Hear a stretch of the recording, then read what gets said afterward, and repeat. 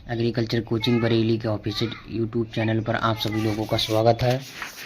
आज हम नई वीडियो लेकर आए हैं जो आपकी एग्रीकल्चर से संबंधित है और ये आपकी TGT and PGT agriculture MCQ based question है। और ये क्वेश्चन आपकी टीजीटी पीजीटी नहीं, यह क्वेश्चन आपके टीजीटी पीजीटी में नहीं बल्कि सभी जो भी एग्रीकल्चर की परीक्षाएं हैं उन सभी में महत्वपूर्ण होने वाले हैं। तो आइए आज की वीडियो शुरू करते हैं। नाइट्रोजोनेस प्रतिक्रिया की रचना के लिए कौन सा न्यूट्रिएंट आवश्यक है? तो इसके लिए आपका न्यूट्रिएंट आवश्यक है तो ऑप्शन इसका डी सही होगा, लोहा मोलिब्डेनम। तो जो नाइट्रोजनेस प्रतिक्रिया की रचना के लिए जो लोहा और मोलिब्डेनम न्यूट्रिएंट आवश्यक हैं तो ऑप्शन इसका फोर्थ होगा। और ये डीएसएसबी पीजीटी 2015 में पूछा गया ये आपका क्वेश्चन है। एंजाइम जो कॉम्प्लेक्स होते हैं ये नाइट्रोजनेस में दो प्रोटीन होती हैं, एक मोलिब्डेनम आयरन प्रोटीन जो N2 डाई नाइट्रोजनेस रिडक्टेस को बांधता और एक छोटा आयरन प्रोटीन 2 जो प्रोटीन 1 नाइट्रोजनेस रिडक्टेस के लिए एक इलेक्ट्रॉन दाल के रूप में कार्य करता है। तो इसको विशेष ध्यान रखना इस क्वेश्चन को। क्वेश्चन अगले की तरफ बढ़ते हैं। क्वेश्चन नंबर अगला ये आपका, निम्नलिखित में से कौन से उर्वरक का उत्पादन भारत में नहीं होता है? DAP, urea, muriate of potash, all of these. तो इसमें से कौन सा है? तो इसमें क्वेश्चन कह रहे हैं आपका कौन से उर्वरक का उत्पादन भारत में नहीं होता है? तो ये नहीं होता है एमओपी का, जिसे बोलते हैं muriate of potash. Option C इसका सही होगा। यूरिया का प्लांट अपने कानपुर में है, औले में है, ठीक है। और ये आपका आरपीएससी AAO एग्रीकल्चर ऑफिसर की ये परीक्षा राजस्थान के अंदर ये वहाँ पूछा जाएगा। और पीजीटी 2014 में डीएसएसबी दिल्ली सिलेक्शन बोर्ड के माध्यम से पूछा गया क्वेश्चन है। और इसमें आपके आगे जो म्यूरेट ऑफ पोटाश उर्वरक का उत्पादन भारत में नहीं होता है, इसे भारत पूर्ण रूप से आयात करता है, यानी बाहर से मंगाता है। डीएपी में जो नाइट्रोजन होती है वो आपकी 18% रहती है नाइट्रोजन, 46% PTO5 और यूरिया में 46% नाइट्रोजन होती है। और म्यूरेट ऑफ पोटाश में 60% K2O5 होता है और रॉक फॉस्फेट 25% PTO5 होता है। तो इन सभी क्वेश्चनों को विशेष ध्यान रखना है क्योंकि ये परीक्षा में पूछे जा सकते हैं। आगे की तरफ बढ़ते हैं अपने। फ्लेम फोटोमीटर का उपयोग निम्नलिखित में से कौन से पोषक तत्वों का पता लगाने में किया था? ए नाइट्रोजन एवं फास्फोरस, बी नाइट्रोजन एवं potassium, C potassium, D phosphorus.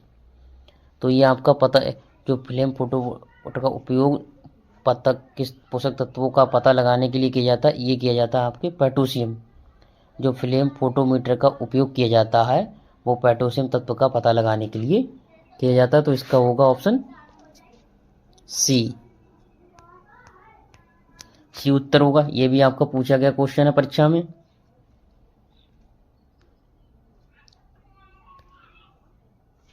ये आपके पोषक तत्व के बारे में बताया गया है, ये आपके परीक्षण की विधि है। तो पोटेशियम और सोडियम ये फ्लेम फोटोमीटर विधि परीक्षण विधि है। और सल्फर का पता लगाया जाता है टर्बेमेट्रिक विधि के माध्यम से, ऑर्गेनिक कार्बन बर्क और ब्लैक विधि से, और दूसरी आपकी विधि है रैपिड ऑक्सीकरण विधि से। और आपका है एक पोषक तत्व मृदा की कुल नाइट्रोजन, तो ये आपका जेल डॉल विधि से। और लास्ट है आपका उपयोगी नाइट्रोजन एल्कीलाइन परमैनेंट विधि के माध्यम से। तो ये भी परीक्षा में आपके बहुत ही इम्पोर्टेंट क्वेश्चन है। इनको भी आप तैयार करिएगा, क्योंकि ये पूछे जा सकते हैं क्वेश्चन आगे। जैव गतिकी खाद की अवधारणा को प्रतिपादित करने वाले हैं। जैव गतिकी खाद की अवधारणा को प्रतिपादित करने वाले हैं। तो ये आपके A Albert Howard, B Walter Northbourne, C CL Acharya, D Rudolf Steiner. तो ये आपके हैं रूडोल्फ स्टेनर हैं आपके। डी ऑप्शन होगा इसका सही। ये भी आपके परीक्षा में पूछा हुआ क्वेश्चन है। और कृषि रासायनिक के पितामह जेबी लिविंग कहलाते हैं। और जो अपने मृदा की जांच या सॉइल टेस्टिंग के जो पितामह हैं वो एमएल ट्रॉग हैं। ध्यान रखना इसका विशेषकर क्वेश्चन पूछा जाए कि मृदा जांच के पितामह या सॉइल टेस्टिंग के पितामह कौन है, या सॉइल टेस्टिंग के फादर कौन है, तो आप बताओगे एमएल ट्रॉग। और कृषि रासायनिक के पितामह जेबी लिविंग हैं। और 2015 को अंतर्राष्ट्रीय मृदा वर्ष घोषित किया गया था। तो ये भी क्वेश्चन ध्यान रखना कि अंतर्राष्ट्रीय मृदा वर्ष किस सन में घोषित किया गया, तो ये 2015 में घोषित किया गया था। अगले क्वेश्चन तरफ चलते हैं। निम्नलिखित में से कौन सा उर्वरक पोटेशियम सल्फेट के साथ फर्टिगेशन में उपयोग लेने के लिए अनुकूल नहीं है? तो ये आपका कैल्शियम नाइट्रेट है। कौन सा ये आपका कैल्शियम नाइट्रेट। जो कहने का तात्पर्य है जो उर्वरक होते हैं आपके पोटेशियम सल्फेट के साथ, वो फर्टिगेशन है में उपयोग करने के लिए अनुकूलन नहीं है। तो ये आपका कैल्शियम नाइट्रेट है। ठीक है, अगला क्वेश्चन। पैतृक पदार्थ का मृदा निर्माण में योगदान है। तो ये आपका रहता है पैसिव भूमि, यानी कि निष्क्रिय भूमि में रहता है। ये भी आपका परीक्षा में पूछा गया क्वेश्चन है।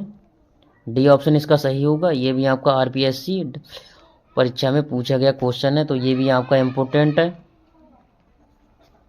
जो मृदा निर्माण में सक्रिय कारक होते हैं ये जलवायु और जीवमंडल है।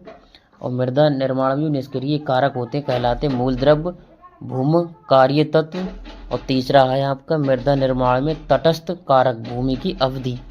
तो ये आपका तीनों हो गए। और आगे के क्वेश्चन अपने आगे नेक्स्ट वीडियो में बात करेंगे, उन पर चर्चा। और वीडियो अच्छी लगे तो वीडियो को लाइक ज़रूर करें, चैनल को सब्सक्राइब अवश्य करिए अगर पहली बार आए चैनल पर हमारे।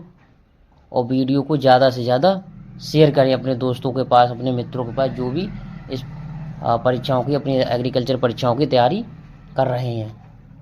और बिल्कुल फ्री ऑफ कॉस्ट आपको यहाँ पर तैयारी होगी। कोई समस्या है तो आप हमें कमेंट ज़रूर करिएगा, उसका हम निस्तारण जल्द करेंगे। धन्यवाद।